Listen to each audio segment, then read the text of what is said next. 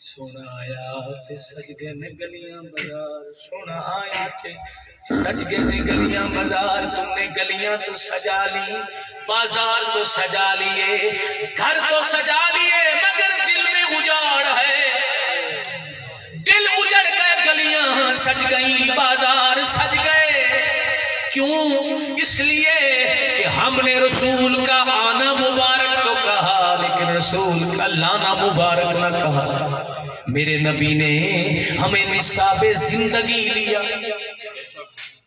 اور فرمایا میرے آقا کریم علیہ السلام نے اپنی رحمت کا اظہار کرتے ہوئے جو مزدور ہے وہ اللہ کا حبیب ہے آپ میں سے اکثر یہی کام کرتے ہیں نا مزدوری کرتے ہیں محنت کرتے ہیں کبھی سوچا آپ نے یہ شان آپ کو کس نے دی حضور نے فرمایا جو مزدور ہوتا ہے وہ اللہ کا حبیب ہوتا ہے وہ حبیب کب بنتا ہے جب ایماندار ہو جب جھوٹ مت بولے جب پورا تولے تو پھر تو ہے وہ اللہ کا محبوب اگر حرام کمایا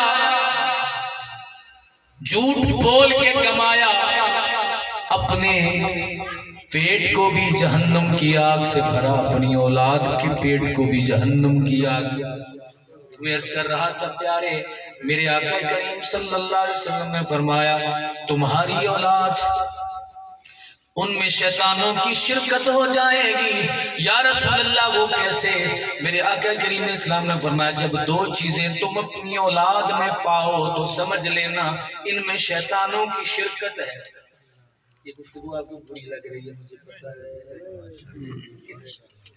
آپ پریشان ہو رہے ہیں حضور کی یہ شان ہے حضور پریشان بھی کرتے تھے کیسے شاہدم و مبشروں و نذیرہ ہم ہیں مبشر تک رکے ہوئے آگے نہیں جا رہے حضور ڈراتے بھی تھے فرمایا شیطانوں کی کیا ہو جائے گی شرکت ہو جائے گی کب میرے آقا کریم اسلام نے فرمایا جب دو چیزیں تم اپنی اولاد میں پاؤ تو سمجھ لینا تمہاری اولاد میں شیطانوں کی شرکت یا رسول اللہ وہ کون سی حضور نے فرمایا ایک حیا جب حیا تمہاری اولاد میں مفقود ہو نہ دیکھو تجھے سمجھ لینا یہ اکیلے نہیں ہیں بلکہ یہ شیطان ہے دروبار نہیں کرنا نا پہلی چیز کیا ہے حیا کہ جب اولاد میں حیا نہ ہو میرے آقا فرماتے ہیں ان میں شیطانوں کی شرکت ہے ان سے اچھی توقع نہیں رکھ سکتے جب حیا جاتا ہے میرے مصطفیٰ فرماتے ایمان بھی ساتھ حضور کی حدیث ہے حیا اور ایمان اکٹھے رہتے ہیں جب ایمان جائے تو حیا بھی جائے حیا جائے تو ایمان بھی جائے ذرا غور کرنا اب میں ذرا اور سخت کرنے لگا ہوں بات کو ایک گھر سے 12 ربیع الاول کا دن ہے خاوند کہتا ہے بیگم تیار ہو جاؤ مالک کدھر جانا ہے آؤ تمہیں ذرا سحر کروا لاؤں بٹھا کے پیچھے اور جو پردہ ہوتا ہے اس کا بھی آپ کو پتا ہے اپنی بیوی کو سجا سنوار کے خوشبو لگوا کے گاڑی میں بٹھا کے موٹر سائیکل پہ بٹھا کے جب بازار جاتے ہو بتاؤ مجھے اس وقت تمہیں میلاد والا یاد کیوں نہیں آتا کیا میرے سونے نبی کا فرمان نہیں ہے جب عورت پن سنور کے نکلتی ہے باہر تو رب ذوالجلال کے نبی فرماتے ہیں فرشتے اس پہ لعنت کرتے ہیں تمہارے گھر میں برکت کیسے ہو خامد کے آنے کا وقت ہے بدبو کی ماری بیٹھی ہے جب باہر جانا ہے شادی پہ جانا ہے محفل پہ جانا ہے تو بن سنور کے کبھی کیا کسی خامد نے یہ سوال کس کے لیے تیار ہو رہی ہو کیونکہ میرے نبی نے فرمایا عورت کے لیے صرف ایک ذات ایسی ہے جس کے سامنے وہ بن سمر کے جائے. حضور نے فرمایا جب خامن کے گھر آنے کا وقت ہو یہ بن سمر کے بیٹھے. یا رسول اللہ وہ کیوں؟ حضور نے فرمایا اس لیے کہ خامن کی توجہ کہیں اور نہ ہو جائے. حساب زندگی ہمیں حضور نے فرمایا جب حیا ختم ہو جاتی ہے. نہیں بھی تھوڑا سا سانس کھینچ رہا ہے، پتہ نہیں مجھ سے پہلے جو پڑھتے رہے وہ کھینچ کہیں سے کیا میرے ساتھ کوئی. اچھا کیا بات کر رہے تھے؟ حیا جب چلی جائے اہل بیت کے نعرے لگانے والوں امام حسن اور حسین کا نام کیش کروا کے تجوریاں بھرنے والوں تم بھی غور سے سنو. امام حسن اور حسین تالاب میں نہانے کے پروگرام بنا رہے ہیں. کپڑے پہنے ہوئے موٹے ٹاٹ کے کپڑوں سمیت چھلانگے تالاب میں لگا دی. سارے بھیگ گئے. باہر نکلے ایک بندہ قریب سے گزرا، کہتے شہزادو تم تو چھوٹے ہو کپڑے اتار کے نہا لیتے سردی کا موسم ہے. جواب کیا آیا؟ حسن اور حسین نے جواب کیا دیا یہ سنانا صبح اپنے بچوں کو جو اس وقت سو رہے ہیں. آپ کے بچے دن کو سوتے ہیں رات کو سوتے ہیں؟ رات کو سوتے. بچے تو ویسے دن کو سوتے ہیں، رات جاگتے ہیں.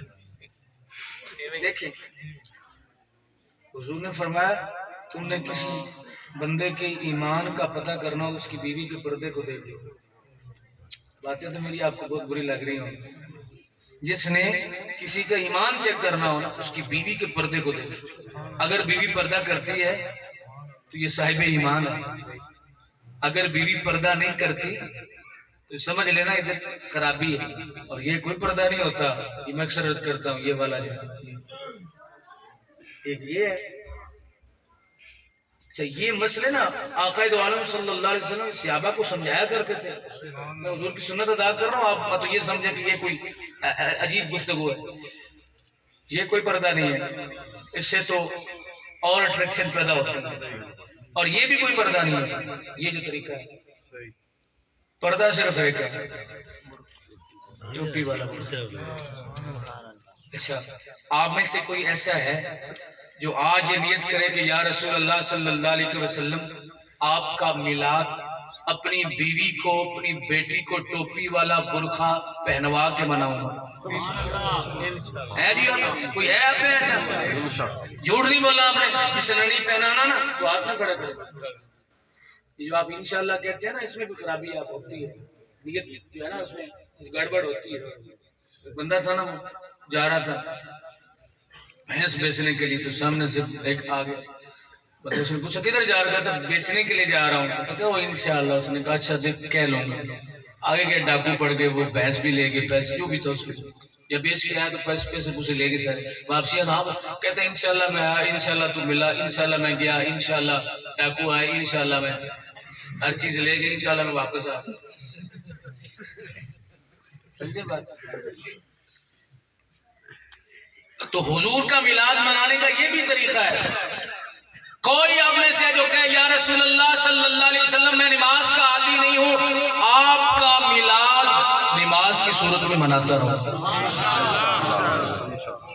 اور انجیل برنباس جو عیسیٰ علیہ السلام کے نازل اس کے برنباس کا جو موجودہ نسخہ ہے اس میں فصل 80 سے لے کر 87 ان ساری فصلوں کے اندر یہ موجود ہے کہ حضرت عیسیٰ علیہ السلام 12 ربیع الاول کی رات کو نا اپنے حواریوں سے فرماتے کہ 100 رکعت نفل پڑھو. آپ کے ساتھ پوچھتے کہ عیسیٰ علیہ السلام وہ کیوں؟ جناب عیسیٰ علیہ السلام فرمایا کرتے تھے اس لیے کہ اس رات میں نبی آخر زمان تشریف لائے. پتہ چلا نفل نماز پڑھ کے میلاد منانا یہ حضرت عیسیٰ علیہ السلام کی سنت ہے. یہ نہیں کہ آپ جھنڈیاں لگائیں گے بھی آپ محبت کی دلیل ہے. صرف یہی طریقہ میلاد کا نہیں ہے. میلاد نماز پڑھ کے بھی منایا جا سکتا ہے. آپ میں سے کوئی ایسا ہے جو کہے کہ میں اپنے دکانداری میں جھوٹ نہیں بولوں گا؟ کوئی بھی ایسا نہیں. حضرت کرام اب سچ بول کے تو دیکھیں.